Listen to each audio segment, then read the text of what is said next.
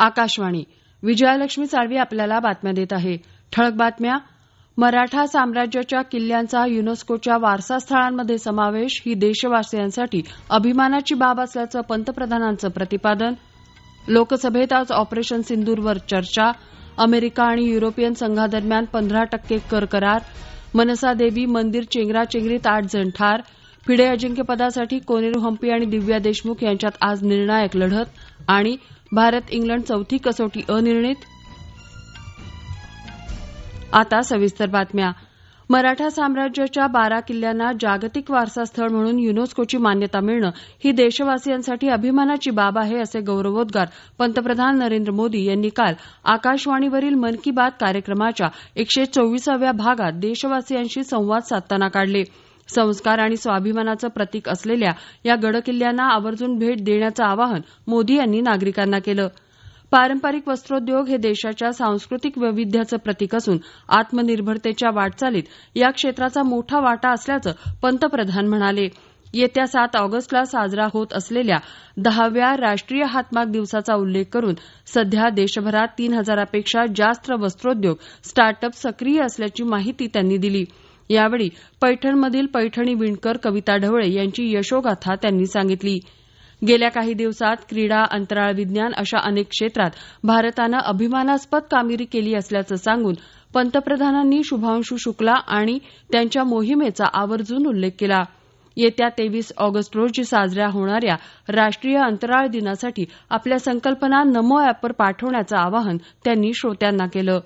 August महिन्यात येणारा स्वातंत्र्यदिन, क्रांतीदिन, फाळणीच्या वेदनांचं स्मरण करून देणारा 14 ऑगस्टचा फाळणी वेदना स्मृती दिन याबरोबरच लोकमान्य बाळ गंगाधर टिळक यांची पुण्यतिथी, खुदीराम बोस यांचं बलिदान, गांधीजींच्या नेतृत्वाखाली सुरू झालेलं भारत छोडो आंदोलन, स्वदेशी चळवळ यांसारख्या महत्वाच्या घटनांचं स्मरण त्यांनी केलं.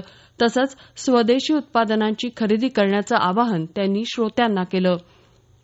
पैठणमधल्या कारागीर कविता ढवळे यांच्या कामाची दखल पंतप्रधानांनी मन की बातमध्ये घेतल्यानंतर कविता यांनी आनंद व्यक्त केला.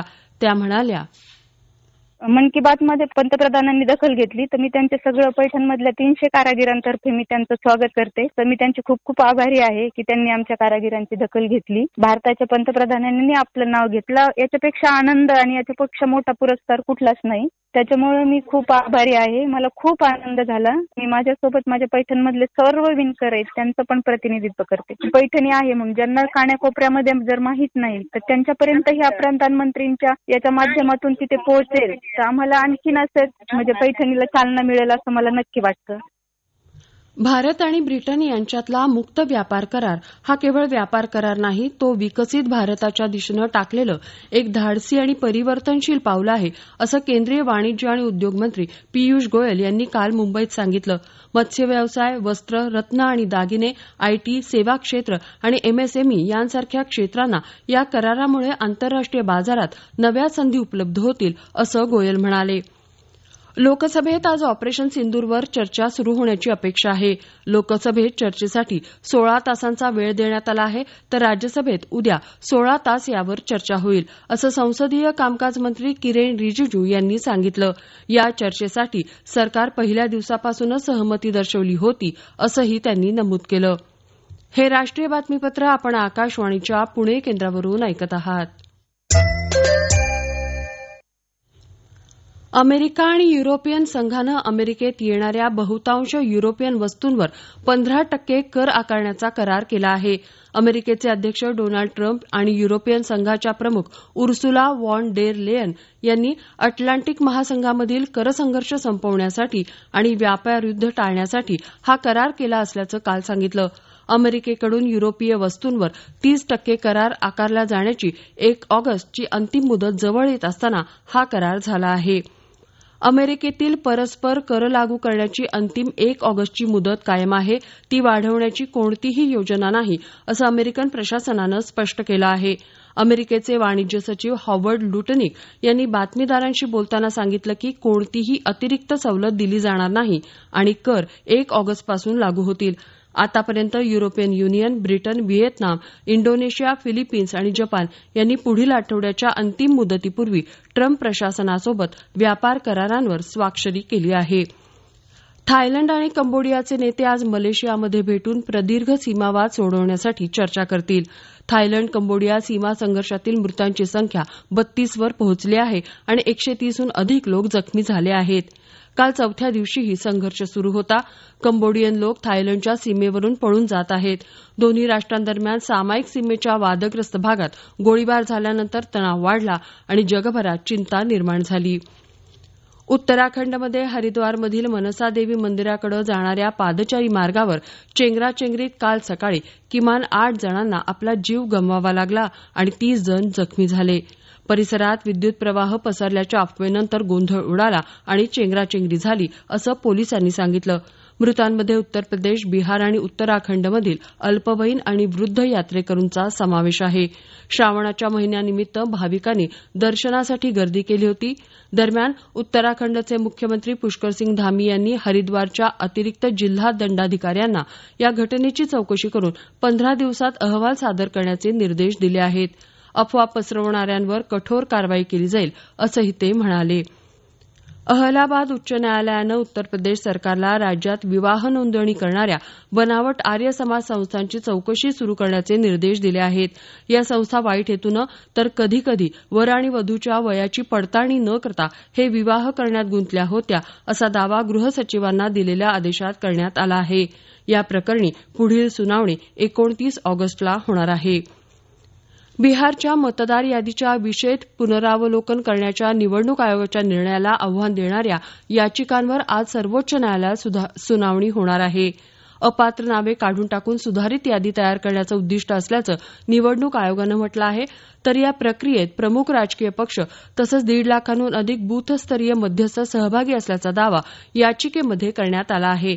या निर्णयामुळे यंदाच्या वर्षी होणाऱ्या बिहार विधानसभा निवडणुकीमध्ये मोठ्या प्रमाणात मतदार मतदानापासून वंचित राहू शकतात, असा दावा याचिकेत करण्यात आला आहे. राजस्थान आणि महाराष्ट्र पोलिसांसह अंमली पदार्थ नियंत्रण विभागानं राजस्थानच्या बारमेर जिल्ह्यातल्या ढोलकिया गावात सिंथेटिक अंमली पदार्थांच्या निर्मितीत सहभागी असलेल्या आंतरराज्यीय टोळीला उघडकीस आणलं आहे. या संयुक्त कारवाईत टोळीच्या 2 सदस्यांना ताब्यात घेण्यात आलं आहे. या कारवाईदरम्यान अनेक रसायनं आणि मेफेड्रोन सिंथेटिक पदार्थ तयार करण्यासाठी उपकरणं आढळली, असं एनसीबीनं सांगितलं.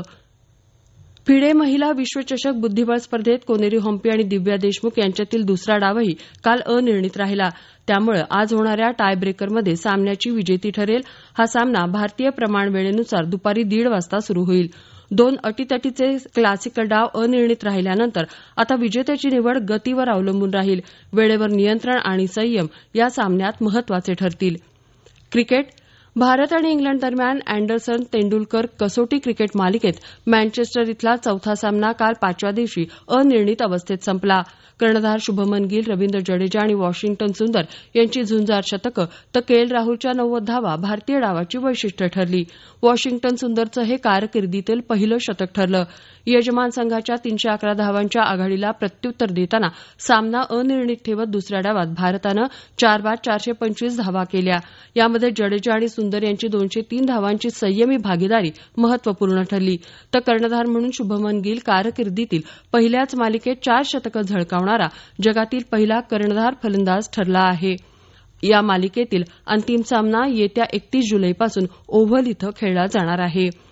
गुजरातच्या अनेक भागात मुसळधार पाऊस पडल्यानं खेडा आणि अहमदाबादसारख्या विविध जिल्ह्यांमध्ये सामान्य जनजीवन विस्कळीत झालं आहे. मुख्यमंत्री भूपेंद्र पटेल यांनी गांधीनगर इथल्या राज्य आपत्कालीन नियंत्रण केंद्रात बैठक घेऊन परिस्थितीचा आढावा घेतला. राज्यात आज सर्वत्र पावसाचा इशारा हवामान विभागानं दिला आहे. महाराष्ट्रात कोकण आणि मध्य महाराष्ट्रात बहुतांश ठिकाणी पावसाची शक्यता असून तुरळक ठिकाणी जोरदार पाऊस पडेल. किनारपट्टीवर सोसाट्याचे वारे वाहतील. विदर्भ आणि मराठवाड्यातही बऱ्याच ठिकाणी पावसाची शक्यता हवामान विभागानं वर्तवली आहे. शेवटी पुन्हा ठळक बातम्या. मराठा साम्राज्याच्या किल्ल्यांचा युनेस्कोच्या वारसास्थळांमध्ये समावेश ही देशवासियांसाठी अभिमानाची बाब असल्याचं पंतप्रधानांचं प्रतिपादन. लोकसभेत आज ऑपरेशन सिंदूरवर चर्चा. अमेरिका आणि युरोपियन संघादरम्यान 15% कर करार. मनसा देवी मंदिर चेंगराचेंगरीत 8 जण ठार. फिडे अजिंक्यपदासाठी कोनेरी हम्पी आणि दिव्या देशमुख यांच्यात आज निर्णायक लढत. आणि भारत इंग्लंड चौथी कसोटी अनिर्णित. याबरोबरच हे राष्ट्रीय बातमीपत्र संपलं. नमस्कार.